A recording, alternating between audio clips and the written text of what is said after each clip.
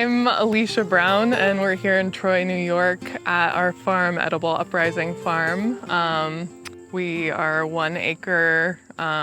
We are just 2 miles from downtown Troy, so despite it looking very rural here, we're actually surrounded by the city, which is pretty special.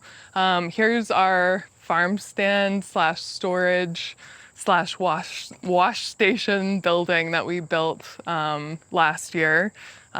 So all of our members do the CSA pickup here. And last year we had a physical farm stand, but now we just have a pickup, a pre-order pickup right here. It's very simple. We left it so you just have crates with these boards so we can change the arrangement really quickly for different situations and events. And we pack all our CSA boxes here. This is our mobile walk-in cooler. So it's just basically a 14-foot trailer that we ripped out the plywood interior and we insulated it. And it's really, really handy. We are able to, in the summer, use it as a walk-in cooler. In the winter, store all of our storage crops in there until the end of the season, and in the early spring, we germinate all our seeds in here. And so we're able to move it around, which is really wonderful. We just have a cool bot and an air conditioner in there, and it's been wonderful. And in terms of a walk-in cooler, it's probably the most affordable option. And we needed everything to be mobile because we're leasing this land. So this is kind of our the processing hub of the farm. This is just our wash station. Last year we just had a pop-up tent. This year we were able to set it up in a more permanent way. So dirty harvested food comes in onto the stainless steel table. We wash, pack, and then usually we have crates here that we stack, and then we move it to this table and then into the cooler. So it's a very clean line, which is really wonderful. This is where we store all of our paper goods, plastic bags. It's always there, everything you need, pens, scissors, everything is there. It's really, really wonderful.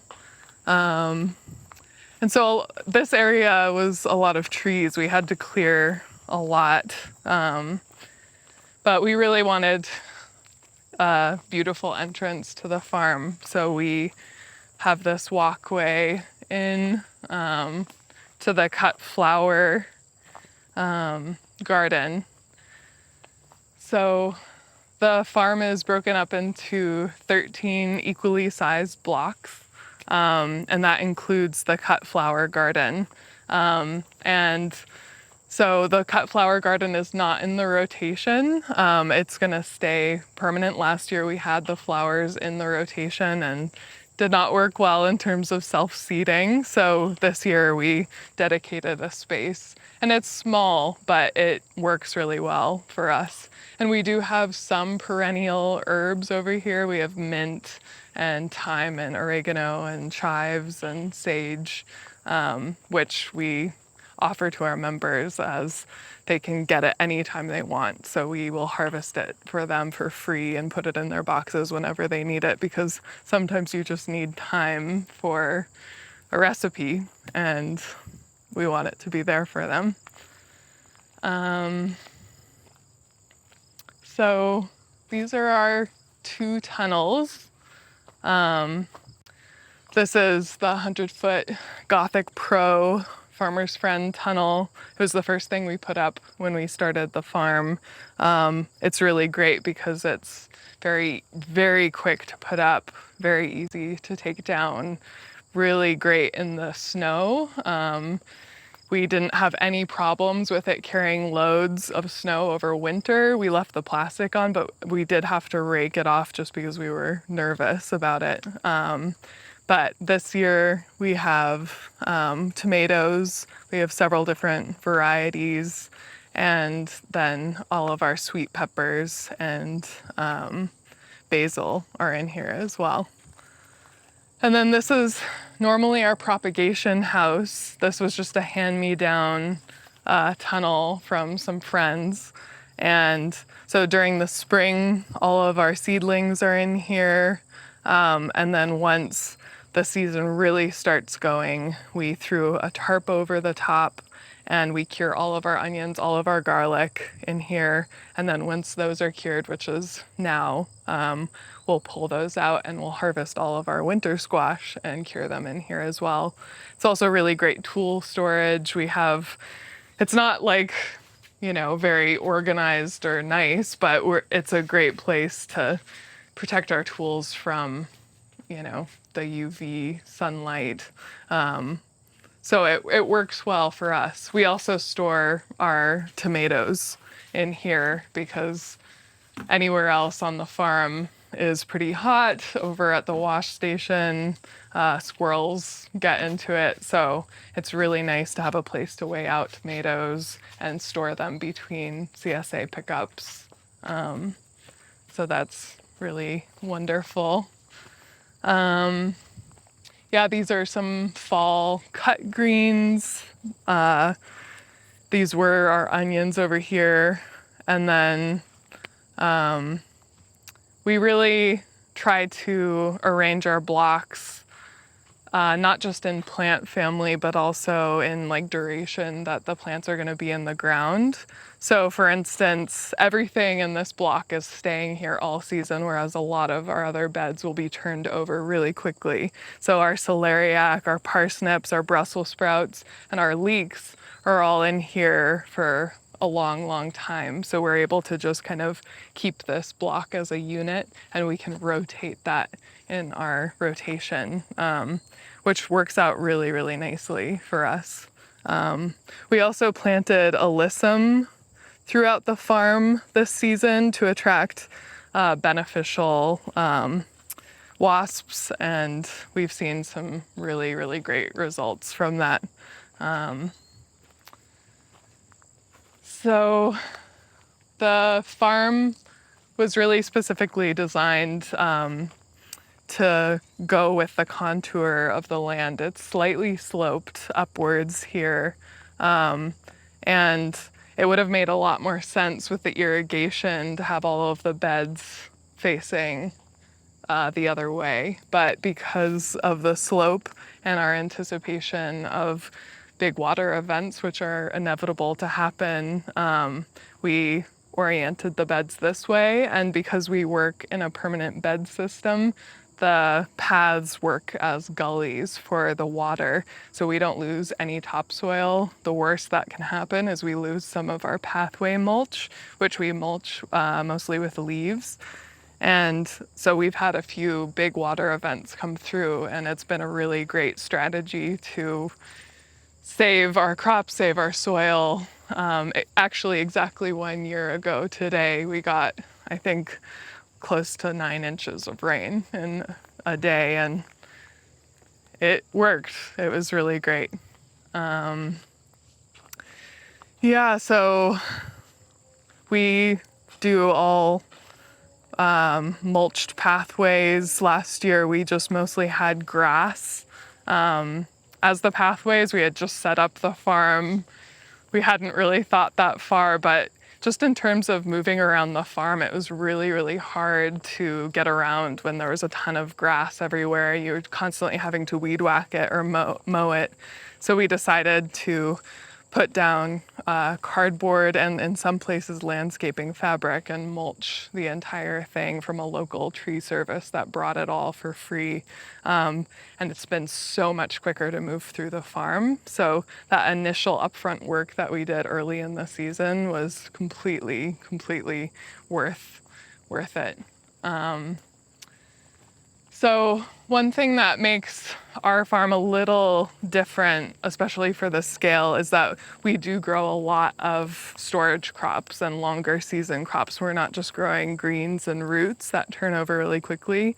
We do a lot of that as well, but what we hear from our customers, what we feel ourselves is like, we'd love for people to come here and be able to eat, get all of their vegetables from us. So we grow winter squash, we grow potatoes, we grow sweet potatoes, we grow parsnips, Brussels sprouts, all these things that stay in the ground for longer. And we grow close to 200 varieties of vegetables and flowers. And through that diversity, we're able to still be very profitable because people come and they buy a lot of different things from us. And so it really adds up. And it's also like we don't want to, as farmers, to have to go to the store, to the farmer's market and buy produce in the middle of the season that we really crave. So we grow everything that we love to eat. And so far it's worked out really well. So we have kale, chard, eggplant, some of our hot peppers in the back. We did really intensive trellising this year.